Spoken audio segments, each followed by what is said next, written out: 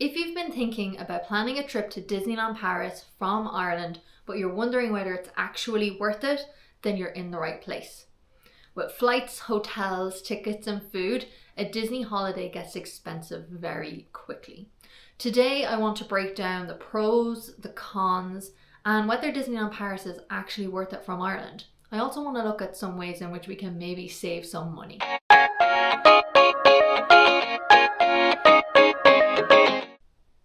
I'm Lisa from Magic Miles Ireland, and I'm completely obsessed with planning holidays to Disneyland Paris, Disney World, and Disney Cruise Line.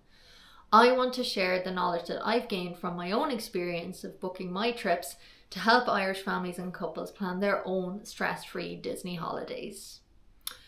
Let's start with travel. Disneyland Paris is right on our doorstep, so this is definitely one of the biggest reasons to choose it over any other Disney park. It's the perfect Disney theme park for first timers. It's much less overwhelming than Walt Disney World. The flights from Ireland are short, so only an hour and a half. So you're not worrying about long haul flights and jet lag. It's really perfect for short trips. So you can do Disneyland Paris in 2 to 3 days. Myself and my husband, we actually usually do like 2 nights and we can get so much done in that time. Disneyland Paris is a beautiful park. I'd argue it's the most beautiful of the parks. The castle is stunning, my favourite castle of all. Fantasyland is just beautiful. The Imagineers just all around knocked it out of the park with Paris. There's great attention to detail in these parks. The parks themselves are compact and easier to navigate, so much easier than Walt Disney World. You've only got 2 parks versus the 4 theme parks and 2 water parks that you have in Orlando. This makes it much easier to park hop, so you can easily go between both parks. You can literally walk from one to the other. We also have very unique rides. So Phantom Manor, which is our version of the Haunted Mansion, it's a completely unique storyline.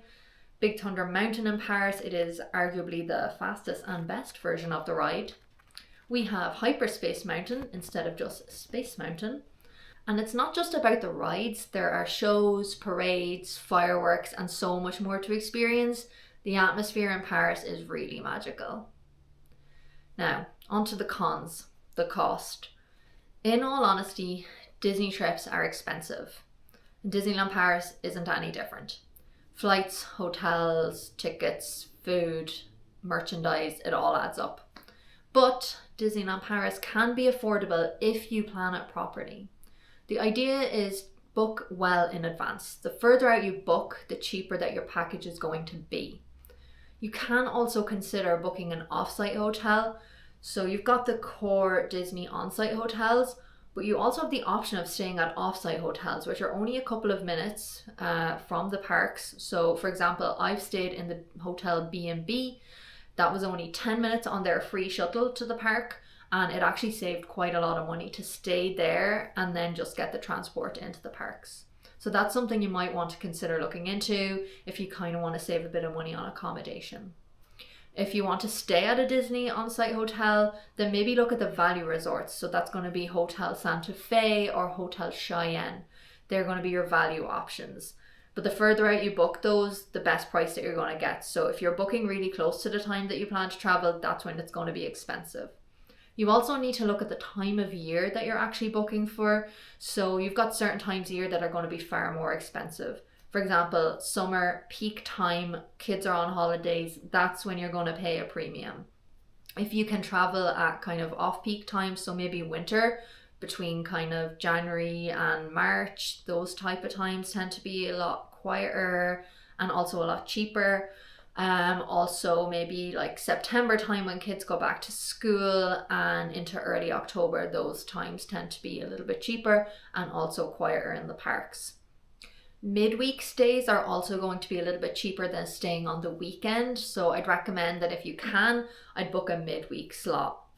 You're just going to save some money. Weekends are always going to be that bit busier and that bit more expensive. Food and add-ons like Premier Access can also really increase your costs, so you need to factor those in and whether you need them. And also look at whether you do need table service dining reservations. So a sit-down table service meal is going to cost you an awful lot more than a quick service meal that you can just grab on the go. So really kind of nail down what's a priority for you and factor in the cost of that. Keep an eye out for promotional deals. So sometimes Disney will actually run their own promotional deals. It's worth keeping an eye out for those. For example, recently they had a Disney Plus subscribers deal where you could save up to 20% on their packages. So sometimes they'll do those type of offers for the quieter times of year. So look out for those. Also consider booking through someone like Attraction Tickets, because they quite often have promo deals going on and discount codes, which can save you some money on your packages. A Disney holiday is always going to be quite expensive, but if you plan it smartly, you can keep your costs down. So the main things to do are keep an eye out for any promos or discounts. Look at the time of year that you're traveling. So potentially consider going in the quieter months or the winter months. I know the weather can be a little bit worse then, but you actually can save so much money by traveling at that time of year. And make sure that you're booking well in advance. These are the main things that are going to help save you some money. Some other considerations to factor in: Disneyland Paris, it's not perfect. The food can definitely be a little bit hit or miss. I recommend, as an Irish person, if you're a tea drinker, please bring your own tea bags. The tea in France, it's not it. No. So is Disneyland Paris worth it from Ireland? Yes, it absolutely is, especially if you plan accordingly so that you can make the absolute most out of it. It is the ideal park for first timers because it is just so easy to navigate and because you can park hop easily between both parks. It's perfect for families with younger children for that reason, and it's ideal for couples who want a short break because you can do it in a weekend.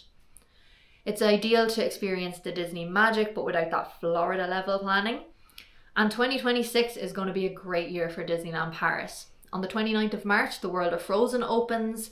There's also going to be a new nighttime spectacular. There are ride upgrades, new restaurants, new merchandise locations, and ongoing upgrades in the Disney Village, and so much more. So there's actually never been a more exciting time to plan a trip to Disney Paris. I absolutely can't wait to go again. For me, Disneyland Paris is always worth it.